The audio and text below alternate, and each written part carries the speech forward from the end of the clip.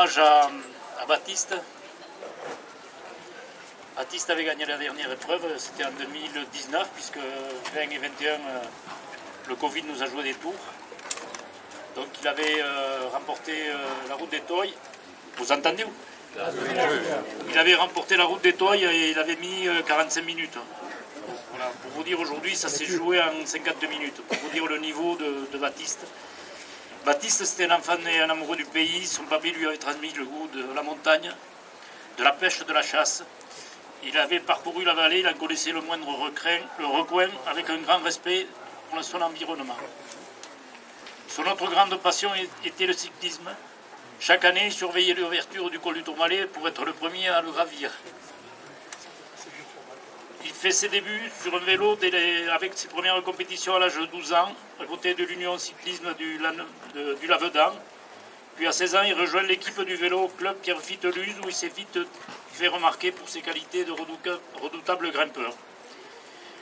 Positionné régulièrement en tête du groupe dans les compétitions du département, il s'impose meilleur grimpeur sur le Tour du Madiran en 2019, mais aussi premier junior sur la célèbre cyclo-sportive la Pyrénéenne, premier Toy aussi à s'imposer à la route des Toys en 2019. La route des Toys, Michel a rappelé que ça fait de nombreuses années qu'on l'organise et il n'y avait jamais eu un Toy qui l'avait gagné, malgré les talents de grimpeur de notre président Raymond. Et donc Baptiste, il avait rétabli ça. Voilà. En 2019, il rejoint le Lescar Club Sprint présidé par Gilbert Duclos-Lassalle, où très récemment le directeur sportif du club l'intègre dans l'équipe nationale 3, pour vous dire le niveau de Baptiste. Toujours avec humilité mais avec ambition, il fallait qu'il réussisse aussi bien dans le sport que dans ses études. Il faisait des études de STAPS, et où il rêvait à son tour de transmettre son goût pour le sport. Il aura marqué ses coéquipiers ainsi que son entourage par ses valeurs simples et sa sympathie.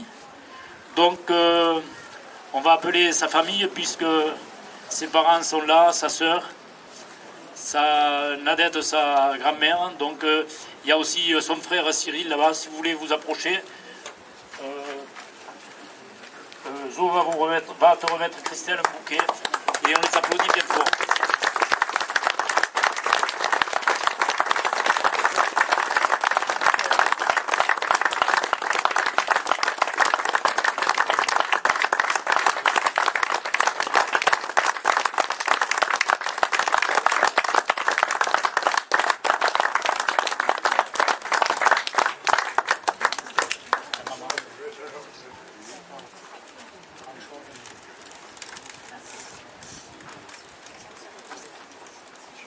Voilà, on pense tous très fort à Baptiste.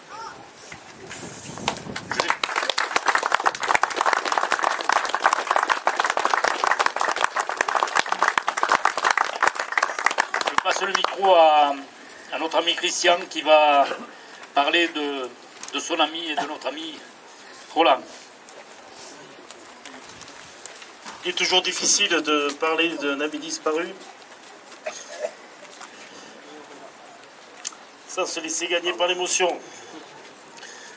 Ce printemps, Roland Fernandez, Roro pour les intimes, nous a quittés après une violente maladie. À croire qu'il s'était donné le mot avec Jojo Michel. Ils étaient liés au niveau de la pêche, des champignons et de l'amour de la nature. Ils ne pensaient pas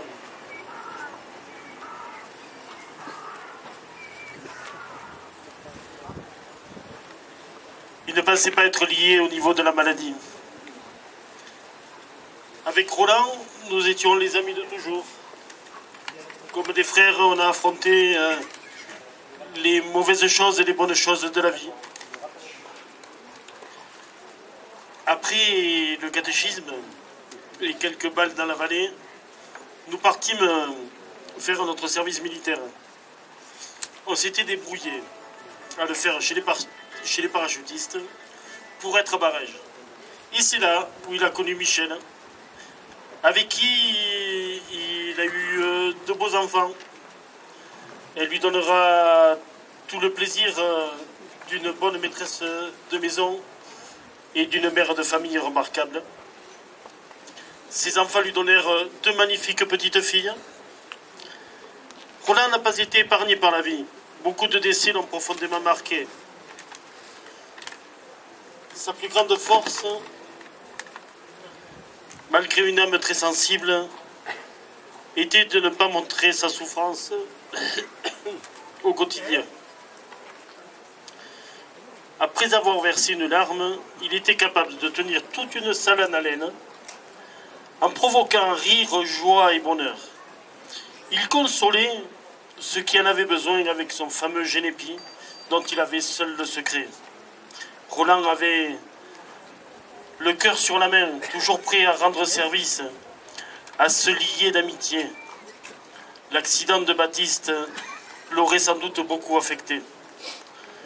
Pour rendre hommage à nos 3 amis disparus, Jojo, Roland et Baptiste, je vais vous demander de faire une longue minute d'applaudissements.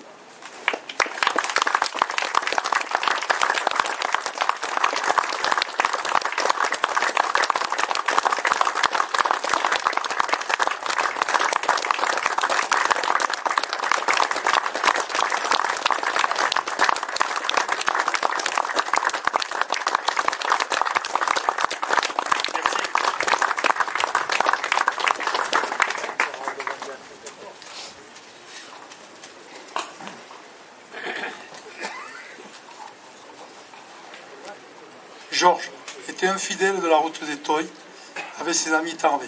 On gardera le souvenir de son utilitaire et de la corde destinée à venir en aide aux participants en difficulté dans la rude montée de l'épreuve. On gardera le souvenir d'un toujours de bonne humeur, heureux de trouver les siens, heureux de participer, heureux de ramener la lumière toujours dans son sourire.